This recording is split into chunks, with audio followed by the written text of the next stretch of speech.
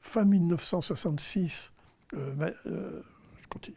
Ma décision est prise, donc j'abandonne l'enquête, mes enquêtes dans le sud du Tchad, c'est-à-dire dans l'aire culturelle Sahara, et appuyé par les encouragements, aidé par les encouragements et appuyé aussi sur les connaissances qu'en a le colonel Chapelle, qui est le sous-directeur du musée d'ethnographie du Tchad.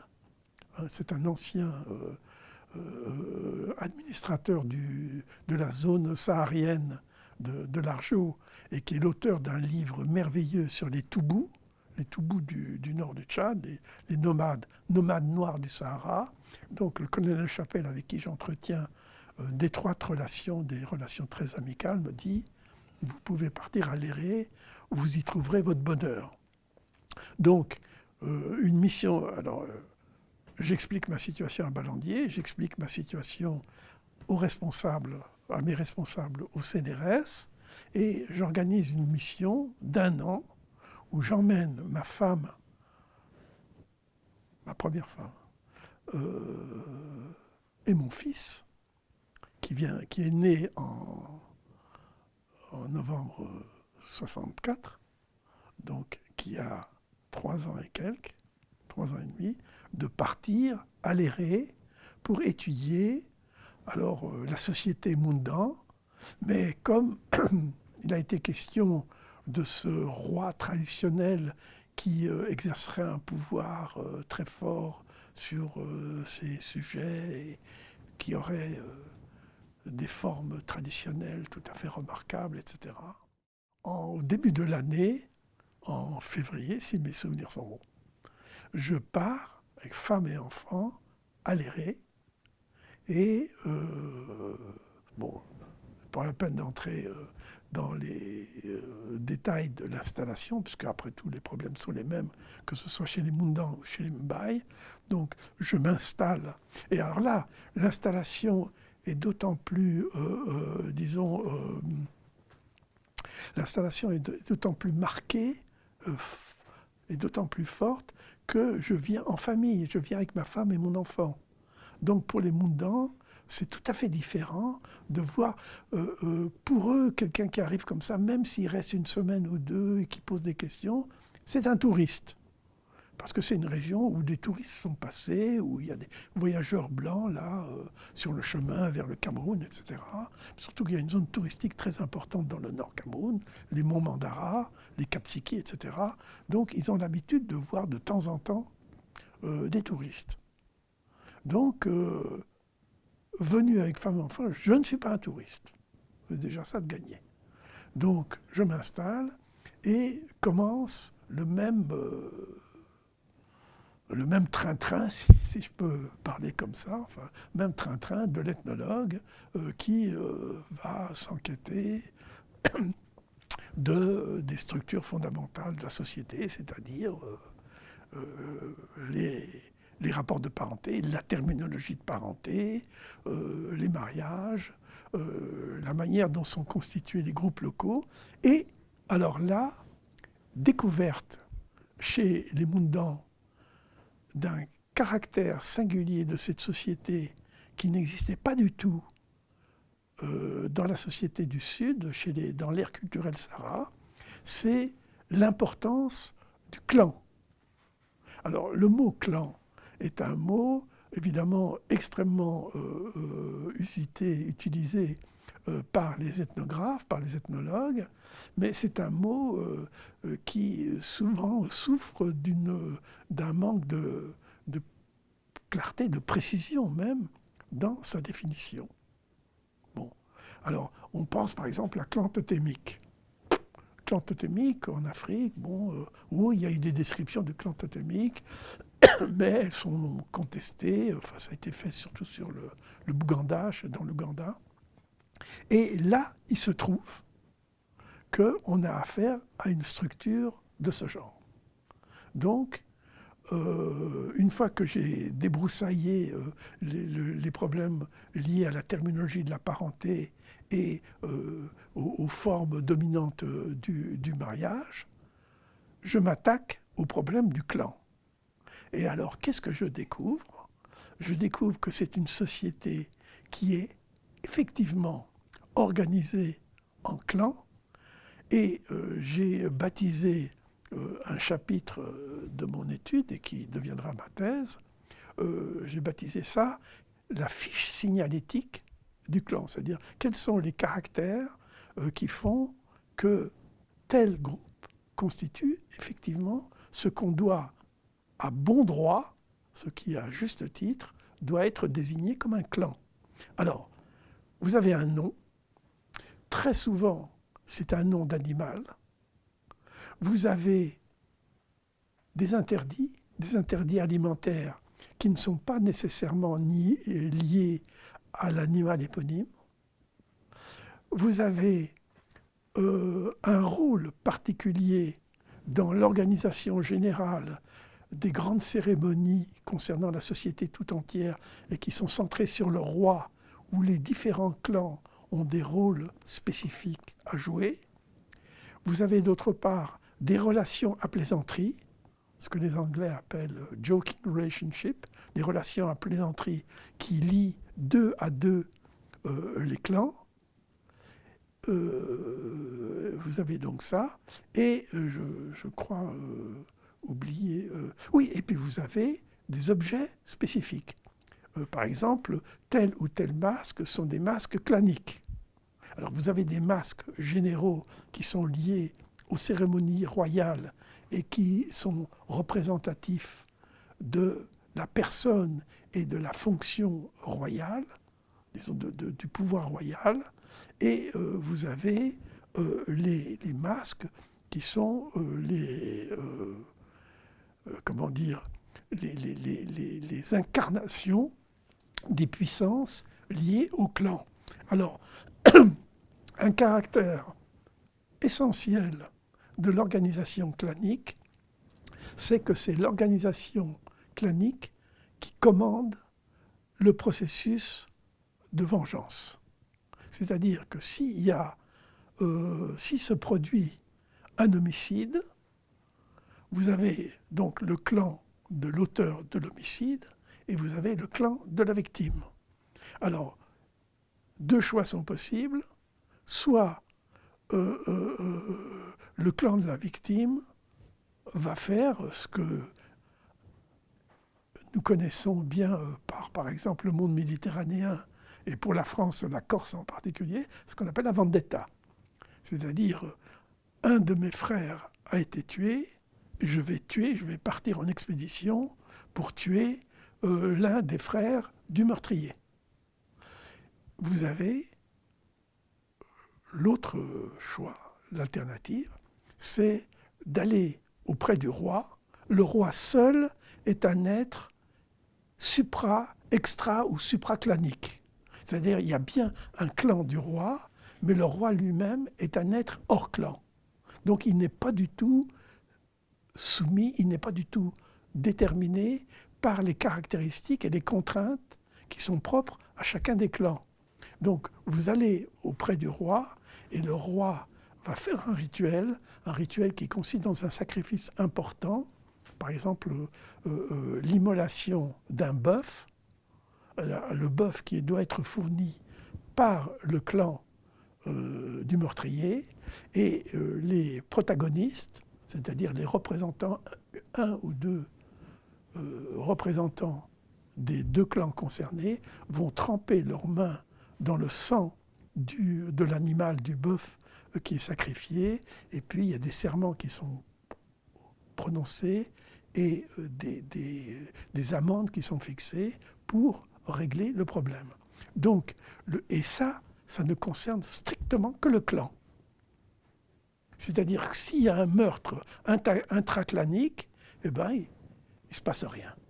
Il ne se passe rien, ils doivent s'arranger à l'intérieur de la famille. Inutile de dire que bon, les cas sont plutôt rares, parce que les cas d'homicide concernent les rapports entre clans.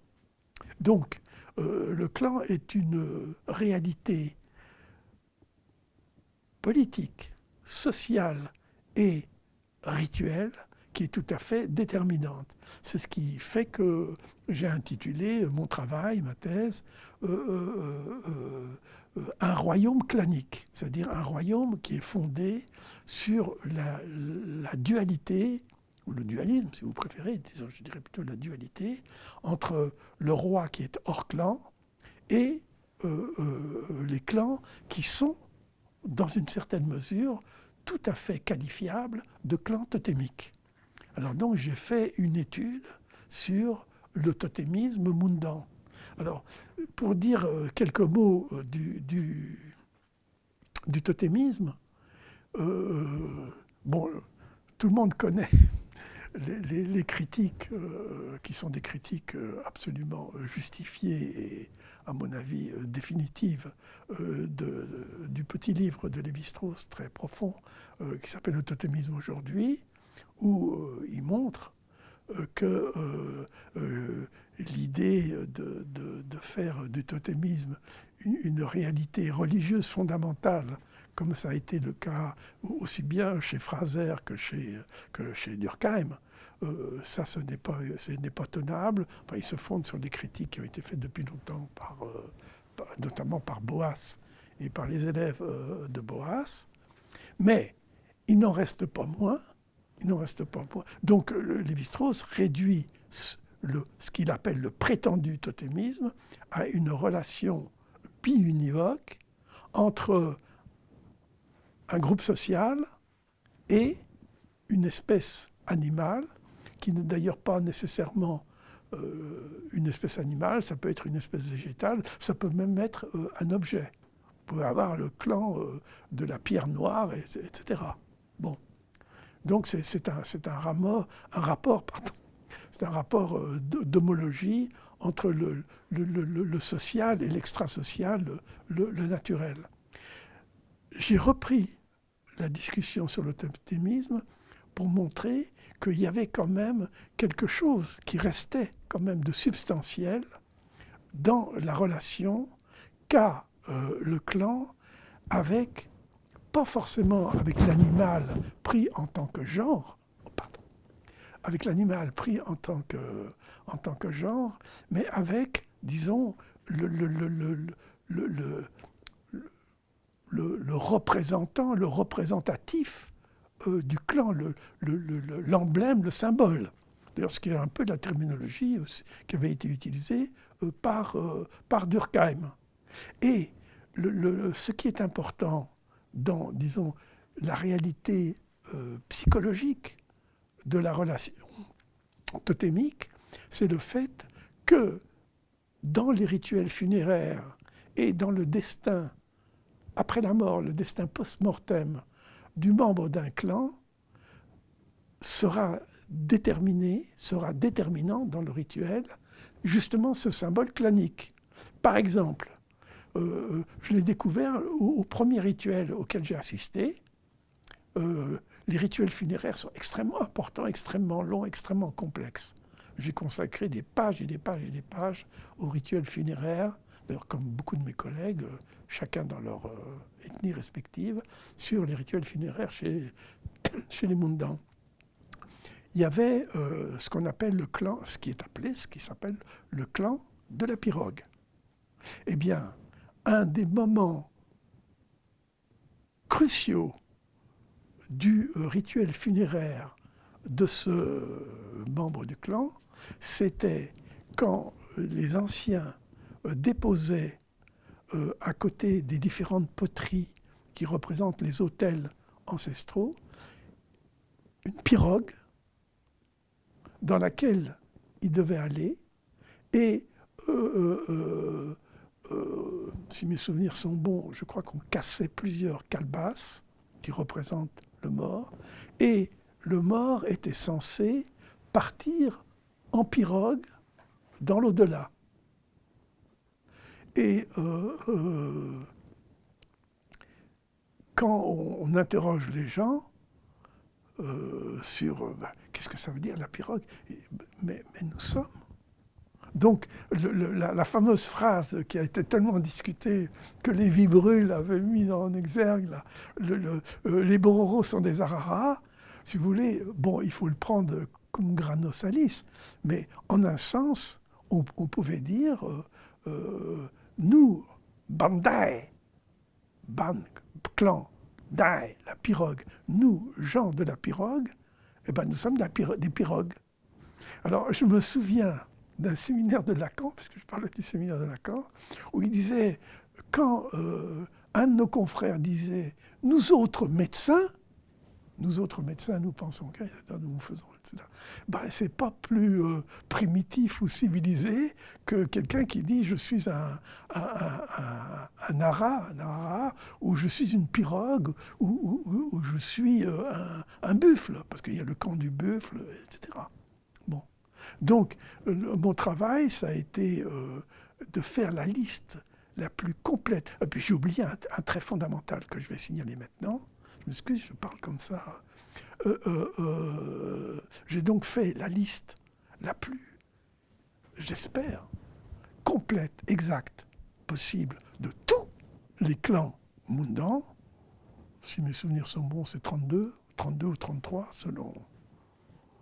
selon qu'on peut considérer que tel sous-clan est vraiment un sous-clan ou un clan. C'est très compliqué, hein, cette histoire des subdivisions claniques, parce que la vengeance peut diviser un clan aussi.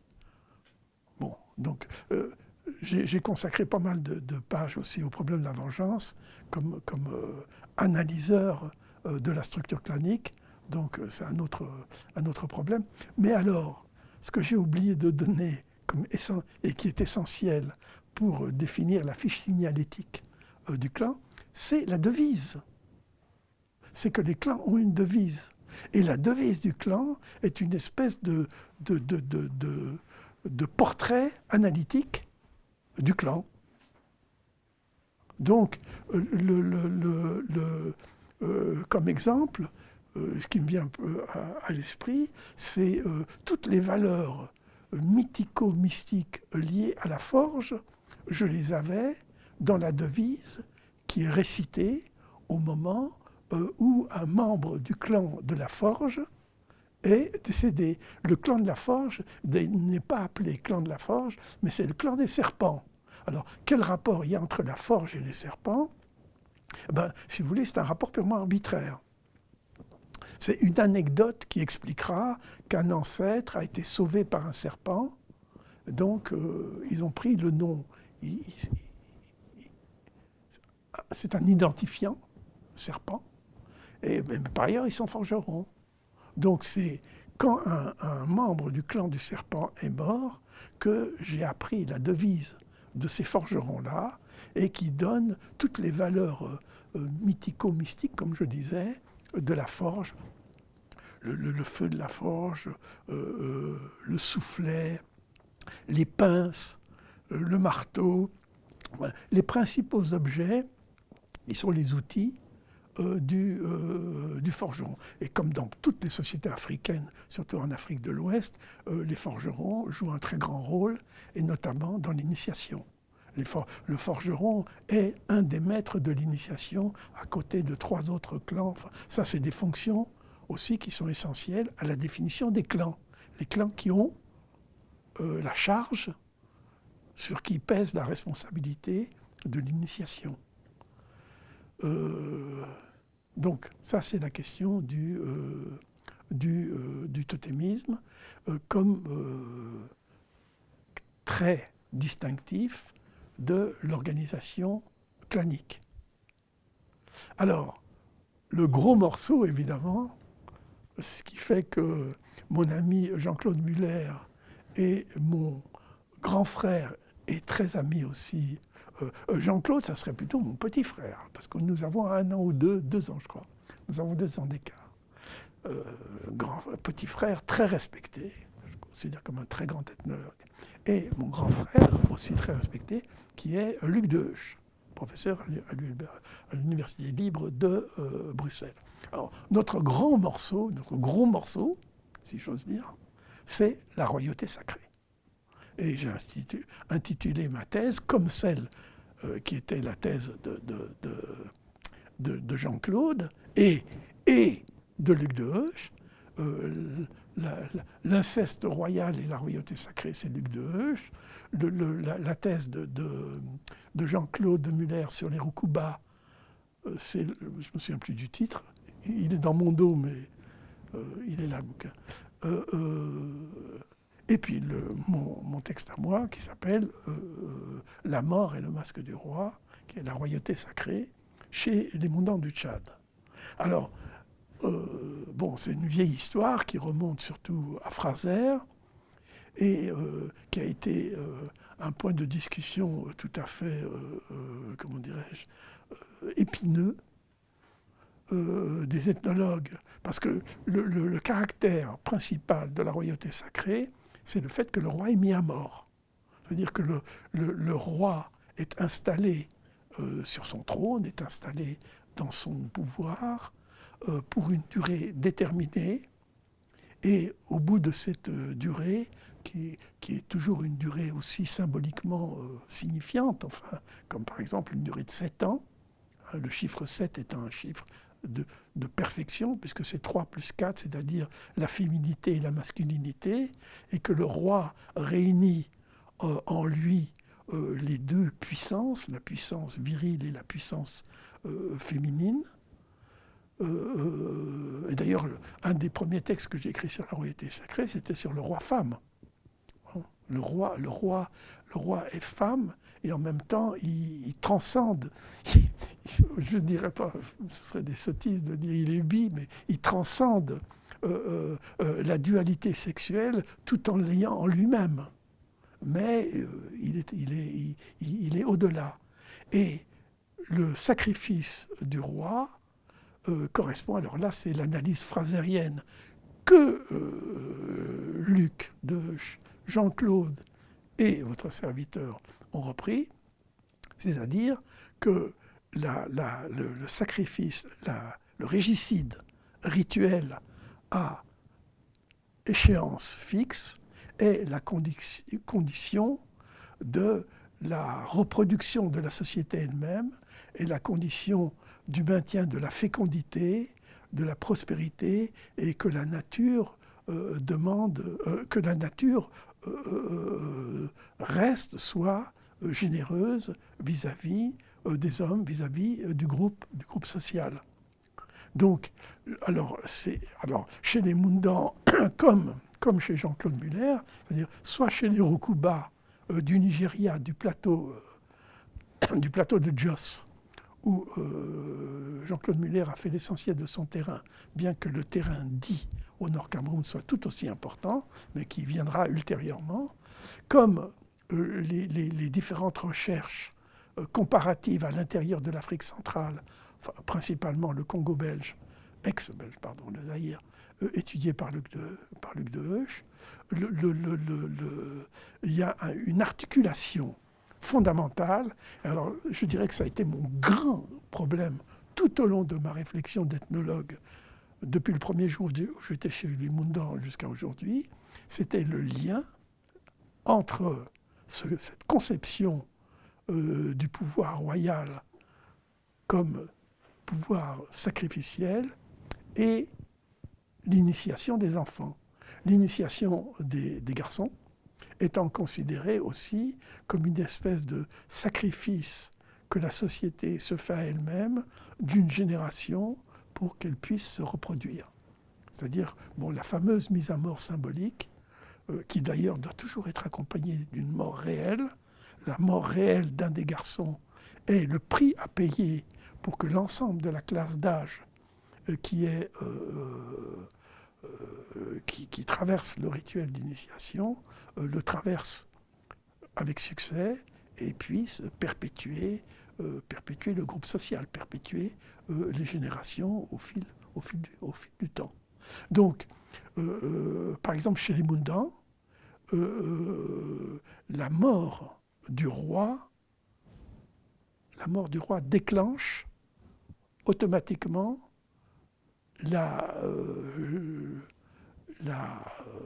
circonscription, si j'ose dire. La mort du roi déclenche le rituel d'initiation.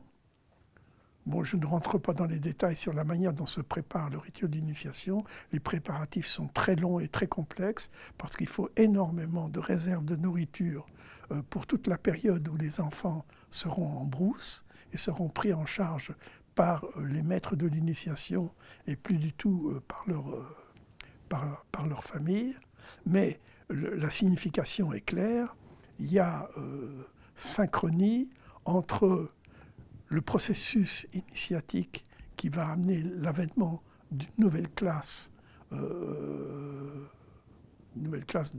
d'âge au stade d'adulte et le nouveau règne.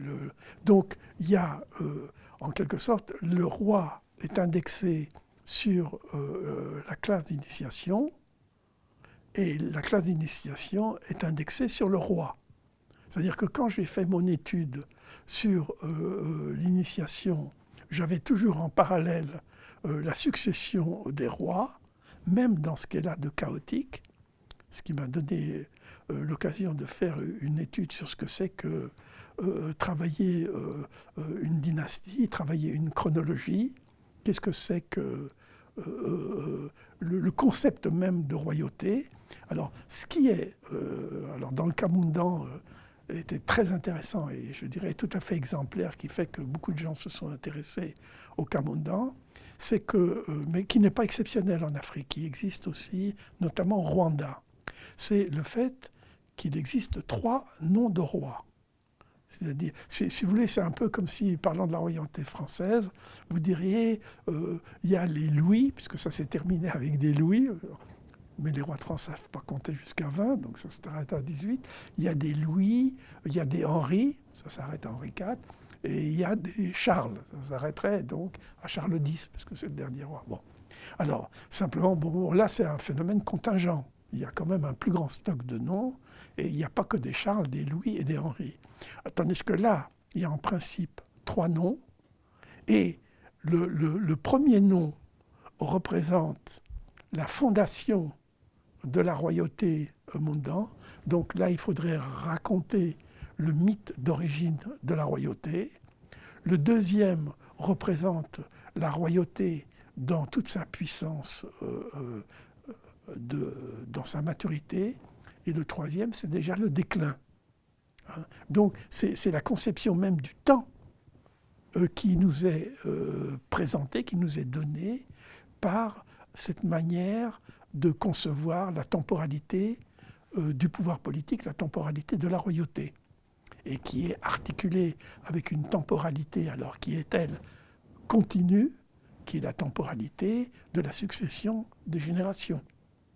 Mais il y a un point d'articulation qui fait que, disons, le système se tient en entier et il n'y a pas du tout le pouvoir royal politique d'un côté et le pouvoir civil des maîtres de l'initiation qui sont les fabricants, des hommes Moundan.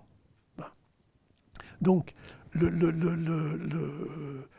pour dire un mot quand même du mythe d'origine, comme très souvent en Afrique, le roi du groupe A est un fugitif ou comment dirais-je, un être à part qui vient d'ailleurs, qui a quitté son groupe d'origine. Alors donc, d'ailleurs ça me permettra de parler de ma collègue Chantal Collard, puisque Chantal Collard a travaillé chez les Guiders, qui sont une population voisine au nord du pays Moundan. Mais du côté, les Moundans sont sur la frontière Tchad-Cameroun, les Guidars sont du côté camerounais. La fondation de la royauté Moundan est un fils de chef exilé parce qu'il est le cadet, mais le rival du successeur désigné du roi de cette localité guïdare qui s'appelle Libé.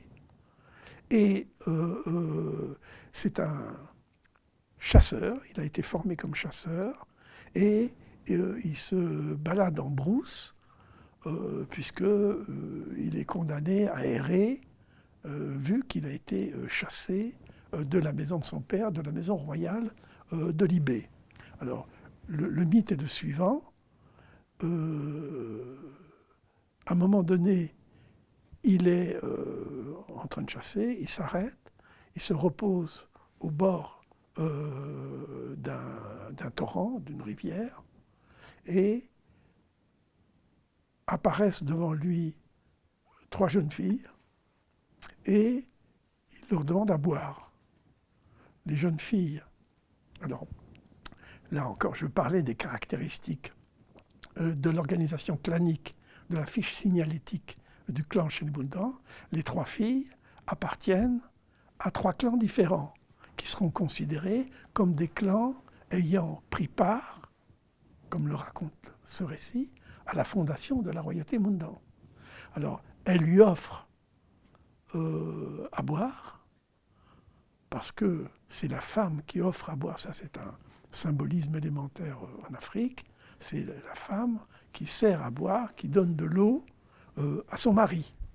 Donc, le fait qu'il y ait cet échange, alors il y a un échange, je m'excuse, j'ai oublié de le dire, c'est capital, il y a un échange, c'était que le chasseur qui a le nom de Damba, le chasseur avait donc fait une halte dans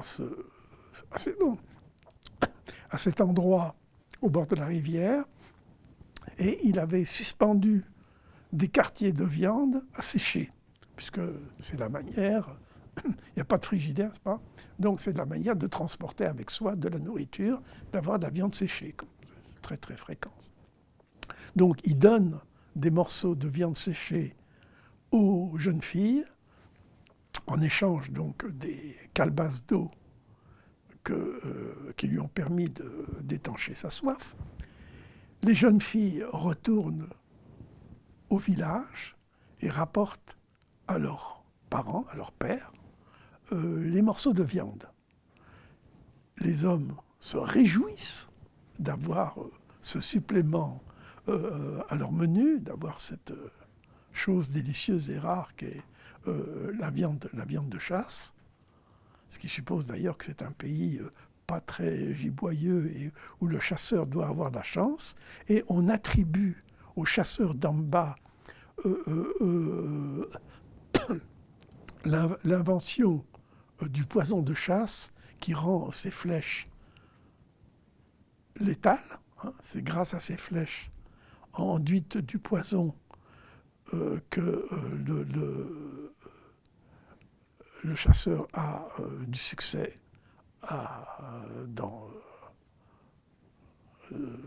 pour la prise du gibier. Donc, il a du gibier, il donne cette viande, et les parents, les hommes, disent à leur jeune fille, retournez voir si au bord de l'eau,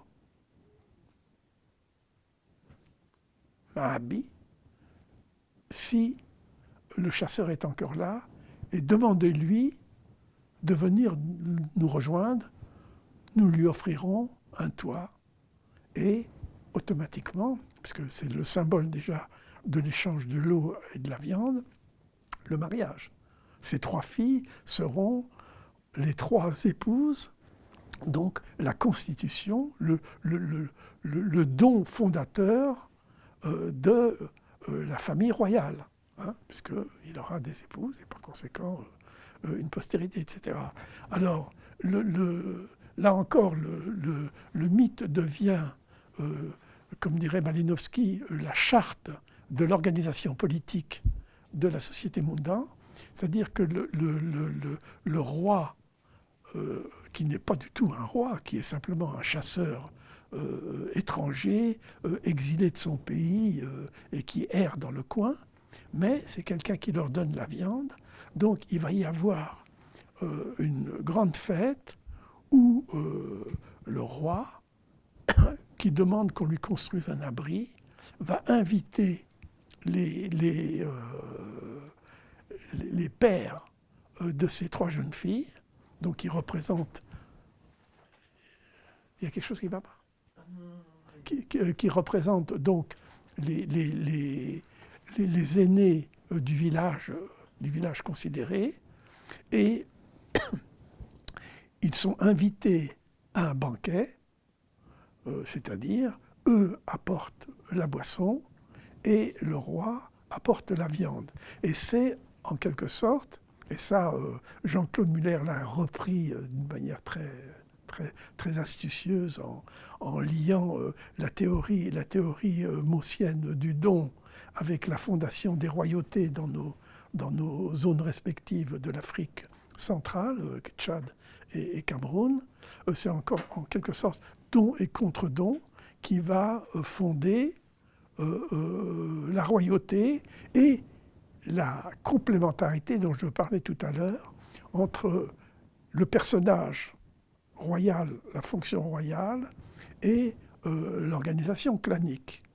Et tout le système rituel des Mundans, c'est-à-dire les 3 grandes fêtes du calendrier annuel, qui est un calendrier évidemment, un calendrier agricole, vont être comme la répétition, et pour employer le mot anglais qui me paraît venir à l'esprit, c'est reenactment, la remise en acte, je sais pas, le mot est tellement commode en anglais, reenact, c'est-à-dire oui, la remise en acte de l'acte inaugural qu'a été cet échange de boissons, de viande, de femmes entre les maîtres de la terre, les chefs des 3 clans, pères des 3 jeunes filles, et ce chasseur étranger qui est donc intronisé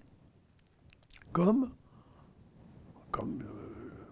la tête, le roi des Mundans. Alors historiquement, le problème est très compliqué, parce qu'évidemment, l'ethnologue, qui est un chercheur formé aux disciplines de la sociologie, de l'ethnologie, de l'archéologie, de l'histoire, etc., va chercher le contexte dans lequel s'explique, d'ailleurs ce que fera Jean-Claude Muller aussi.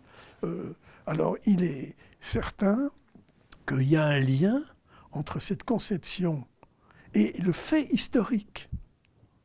Parce que ce qui est remarquable aussi, c'est que la fondation de la royauté chez les Mundang est en même temps une manière de décrire l'ethnogénèse de la société Mundang. C'est-à-dire, c'est une société, je dirais, en apparence, c'est un paradoxe mais c'est un paradoxe qui a été étudié par d'autres collègues, et notamment par Tarditz chez les Bamoun. C'est une société qui est en quelque sorte engendrée par le haut. C'est-à-dire, il y a ce pacte originel, cette fondation qui va lier des représentants d'un terroir, d'un territoire donné, avec un personnage qui lui est étranger, qui est extérieur, et ça va fonder un type d'organisation qui coïncide avec le fait d'être Mundan. Être Mundan, c'est être inséré. C'est être inséré dans ce système. Alors vous avez donc le système embryonnaire, qui est en quelque sorte décrit idéalement par ce petit récit, par ce mythe d'échange. Et puis alors à ce moment-là, l'ethnogénèse est pensée de cette façon-là par les Mundans, c'est-à-dire que des groupes qui, pour une raison ou pour une autre, sont obligés de migrer, de quitter les lieux qu'ils occupaient auparavant, vont en quelque sorte profiter de ce pacte pour s'intégrer à cet ensemble, donc qui est l'ensemble clanique de la royauté Mundan, qui est un ensemble qui, au fur et à mesure qu'il se développe, prend de la force. Alors il faudrait expliquer exactement les mécanismes qui fait que vous avez d'une part des clans, et puis vous avez d'autre part des individus plus ou moins isolés. C'est-à-dire ça peut être une bande de 2-3 types, ça peut être un individu qui traîne en brousse. C'est pensé comme ça, pas. J'en ai parlé 10 000 fois avec eux. C'est pensé de cette manière-là. On attrape. Hein. Tu traînes en brousse, on t'attrape. Tu as toujours un type qui est là avec son arc et ses flèches qui va t'attraper. Tu deviens esclave. Il y a une conception endogène de l'esclavage dans la société Mundan.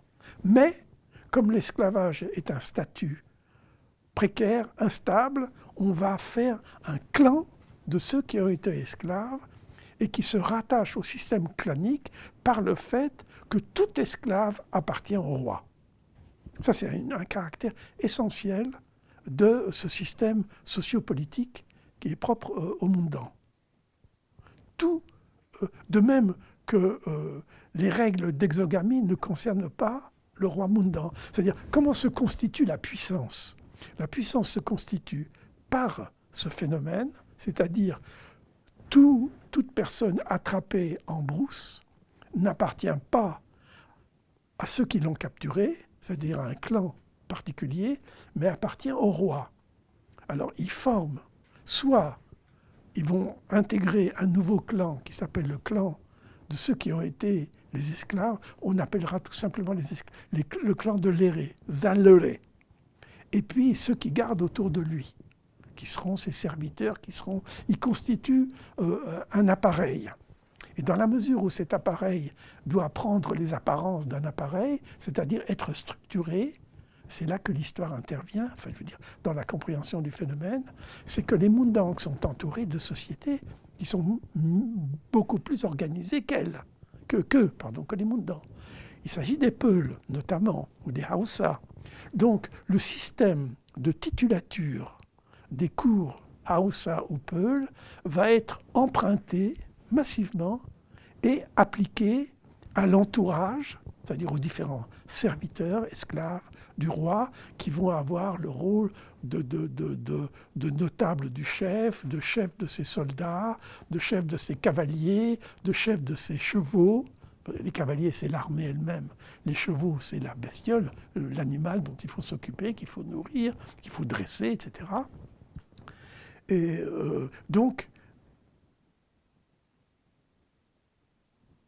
polygamie généralisée, c'est-à-dire le roi peut prendre épouse sans payer de contrepartie dans n'importe quel clan. Donc, par exemple, quand les Français sont arrivés en 1900, le gynécée royal comprenait 320 femmes. Donc 320 femmes, vous imaginez le nombre d'enfants que ça peut fabriquer. Bon, vous avez donc cette constitution du palais royal avec sa puissance de production-consommation. C'est-à-dire toutes ces femmes travaillent. J'ai osé employer, peut-être j'ai eu tort, mais enfin personne ne m'a trop reproché, j'ai osé employer le terme de ruche laborieuse. Hein, vous avez un ensemble, d'ailleurs les photos sont dans mes livres, vous avez un immense cercle avec toutes les maisons, les appartements des femmes du roi qui sont différenciés. Il y a des rôles spécifiques qui sont dévolus aux différentes catégories d'épouses royales, dont une épouse qui est une espèce de prêtresse du roi. Ça, je l'ai décrit très longuement à propos des rituels de la fête de Nouvel An et des différentes fêtes du calendrier dont je parlais tout à l'heure, du calendrier Mundan. Donc, il y a cette armée de femmes, si j'ose dire, cet énorme groupe d'épouses qui produisent, et qui produisent évidemment un surplus qui est considérable par rapport aux besoins, même si le roi, comme on dit en Mundan, est gros et ils emploient des mots assez vulgaires, enfin il bouffe. D'ailleurs, Michel Isard a montré que chez les Mossi aussi, le roi était défini par celui qui bouffe le village. On employait exprès le mot vulgaire en français pour dire qu'il les bouffe, quoi. Enfin, c'est pas délicatement manger. Hein. Donc, le roi a une capacité de nourrir. Alors, qu'est-ce que c'est que les fêtes? Les fêtes, c'est l'occasion auquel, ce sont les occasions auxquelles le roi, par le moyen de sa maison, de ce que j'ai appelé l'économie palatiale, est capable de nourrir des centaines de personnes pendant plusieurs jours. Donc ça, cette capacité lui est donnée par le privilège matrimonial qu'il a de ne pas être soumis à l'exogamie clanique. D'autre part, il a les esclaves, dont il est le propriétaire exclusif. Il a le monopole absolu. La catégorie d'esclaves n'existe que comme biargoyé. Ils insistent beaucoup. Biargoyé, c'est-à-dire serviteur-chef, qui travaille autour du chef. Ils sont autour du chef. Et puis, alors, il y a encore une autre différenciation, c'est que vous allez avoir opposé et complémentaire de cet entourage de notables dotés de certaines prérogatives, de certaines forces, qui est celle du roi. C'est le bras armé, si je puis dire, du pouvoir royal. Vous avez les clans, les anciens des clans, qui vont former une espèce de comité, ou une espèce comment dirais-je, de conseil, parce qu'effectivement, ils sont chargés notamment de donner des conseils au roi, et conseil au roi, c'est toujours des questions rituelles. Comme je le disais tout à l'heure, manquer un rituel, c'est prendre des risques épouvantables, de calamités de toutes sortes, de sorcellerie qui gangrène le corps social, etc. Donc, ce sont des conseillers, et qui sont en quelque sorte en position, ils représentent les pères des 3 jeunes filles, ils représentent les beaux-pères, avec tout ce que ça suppose comme distance et comme respect, les beaux-pères du chef. Vous avez donc d'un côté un pouvoir rituel qui pèse d'une manière très lourde sur le chef en tant qu'il est ce personnage rituel sur qui repose, on peut dire sans employer des grands mots, l'équilibre entre société et nature. Puis d'autre part, vous avez le bras armé dont je parlais à l'instant. Donc ça dessine un petit peu grossièrement, parce que vous imaginez qu'il faut rentrer dans les détails pour montrer comment tout ça fonctionne en voyant les articulations les plus fines, mais vous avez en quelque sorte une description de l'appareil politico-rituel qui définit la royauté, la société clanique, royale, mundane. Alors, autre trait, je peux continuer? Oui, alors, en un mot, capital. Autre trait absolument capital du système, c'est que, comme je le disais, il y a une constitution d'une société de plus en plus importante numériquement. Donc vous avez des fondations de villages, vous avez un territoire dont j'ai essayé de dresser la carte de la façon la plus précise possible. Comme je l'ai dit, je crois qu'il y a 44 villages. Et alors, la grande invention politique, c'est que le roi a donc une postérité, vous imaginez, nombreuse avec le nombre d'épouses qu'il a. Bon, comment fonctionne le gynécée? C'est un chapitre que j'ai traité, on peut en parler très longuement. Mais l'essentiel, c'est que vous avez un droit absolu de primogéniture. Le fils aîné, en principe, le fils aîné succédera à son père. Et il succédera assez vite, compte tenu du compute du temps royal. 7 ans, par exemple. Ça ne s'est pas passé comme ça dans la réalité, mais c'était quand même la norme inscrite dans cette culture-là. Et vous avez une kyrielle de fils et de filles. Alors, le rôle des princesses, c'est autre chose, c'est un autre chapitre. Vous avez donc une kyrielle de garçons. Alors, le principe Mundan, c'est qu'on envoie tout village Mundan est commandé par un chef qui est une doublure du roi de l'Éré. C'est-à-dire, c'est un fils. C'est un fils. Quand c'est le premier fils dynastique qui est envoyé dans un village, il a une intronisation qui, en petit, reproduit l'intronisation du roi, disons le pouvoir suprême, le roi de l'Éré. Bon. Quand, donc, tous les villages, les 40 villages, sont commandés, en principe, parce qu'il y a des exceptions, mais enfin, bon, problème pas là pour l'instant, les 40 villages sont commandés par des fils du roi de l'Éré. Quand le premier envoyé meurt, en principe, c'est son fils qui lui succède. Mais le fils qui lui succède n'est plus un roi sacré, c'est-à-dire n'est plus la doublure de celui qui est son grand-père, c'est-à-dire le roi de l'Éré, qui est son grand-père. Donc il est simplement chef du village, enfin, il a des prérogatives qui sont propres au chef de village, mais il n'a plus la même sacralité. C'est-à-dire la différence, quand je parle de sacralité, ce n'est pas quelque chose d'abstrait, c'est le fait que le corps d'un chef de village est ramené pour être enseveli avec son père, avec les rois de l'Éré, alors que l'autre sera enseveli localement. Et les descendants des rois, des chefs de village qui ont régné, forment un nouveau clan qu'on appelle le clan du nom du roi dont ils procèdent. Il y a 3 noms, je l'ai dit tout à l'heure. Il y a Gondaba, Gondchome, Gonkajonka. Alors, vous avez, vous avez le clan des Gondaba, c'est-à-dire tous ceux qui sont les descendants, mais qui ne régneront plus. Il y a déperdition, disons, avec les générations, il y a déperdition du pouvoir. Je suis le fils aîné du roi de l'Éré, je vais être le chef, je vais commander le village A.